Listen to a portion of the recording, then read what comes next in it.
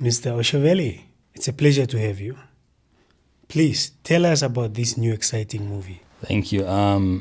The movie is called Hairareb, and it tells a modern tale, but actually set generations back with like strong cultural heritage to it. The whole story is about, these two strangers who get into an arranged marriage for mutual benefits, right? And that each one of them is holding a secret against each other, which actually has devastating consequences. So they need to make it work, actually. They need to make this marriage work right in the middle of a drought and so many other obstacles that's surrounding them. So it's quite a challenge that these two people have to go through. Even though it's an old tale based on a popular novel, it has so much modernity with our own lives today. So this is what's brilliant. And having Namibia Film Commission on board for this film, as well as Ndapunikwa Investments, I mean, it's just, we can't wait. We really can't wait to start making this film. As a director, what goes through your mind with the level of responsibility that comes to making a film like this? All right. I mean, first and foremost, as a director, I have to be confident. All right. I have to assure everyone that everything is under control. Because as a director, your job is not only to direct and tell people how to act and what to do and all of these things, but you are also in a way a manager, for everything that goes on set. So, but the number one rule for me is that as a director, you don't have to do everything, but you have to know everything, right? Because if the sound guy comes to you, and he asks for advice, or the light guy or the stunt man or whoever it is, if they come up to you and they ask, so what do you think?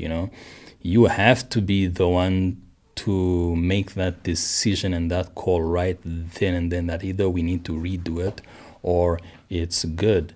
Because the most important thing is making a film or directing a film is that if people hate the film, it's on me as a director. It's not the cameraman's fault. It's not, whoever's fault, because I have to direct every aspect of that.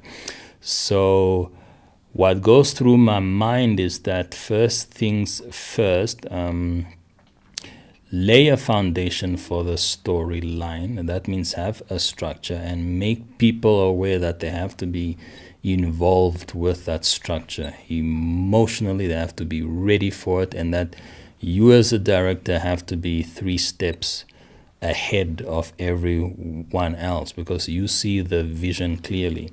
So you have to help everyone around them see that vision. So that's actually what's important. It's just how you do that. The theme for this movie is called A Love Letter from Namibia. Could you tell us more about it?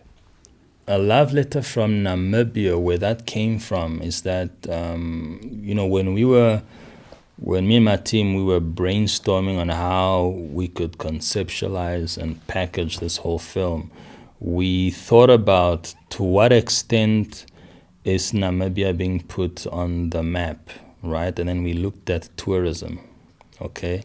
And what we are projecting through the world, through tourism, is that you have a country so diverse with beautiful landscapes, flora and fauna, and we give away that essence of beauty, with our image. I would like to really tell a unique love story, a love story that's not been told before from an African context, from a world context.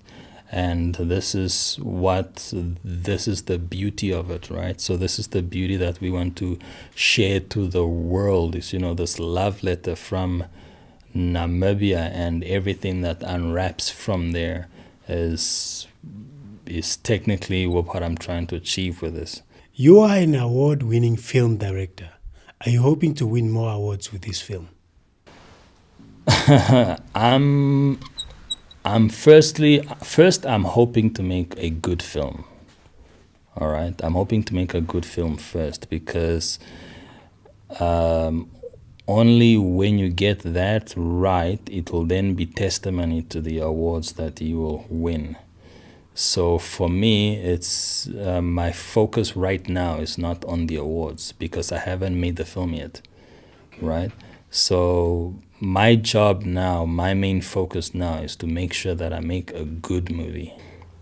So is it going to be enjoyed by people? Is it going to be loved by people? In the film industry, who inspires you? The ones that stand out the most, obviously I'll have to start at the top, and it'll have to be James Cameron.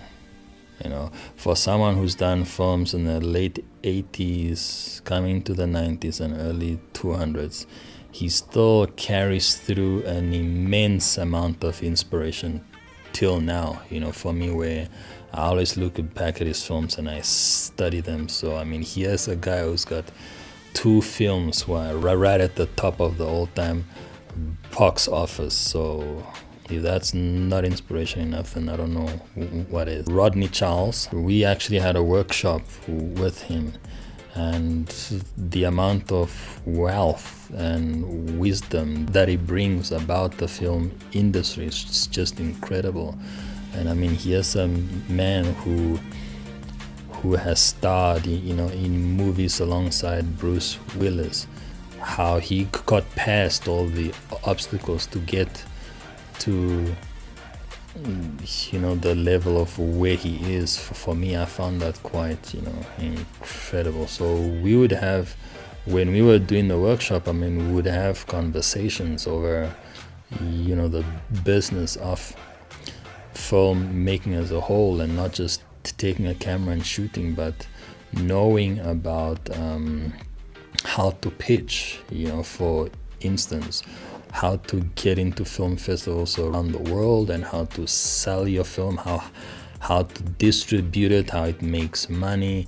There's just so much that we engaged and spoke about, which I found quite interesting. So the workshop was here in Namibia?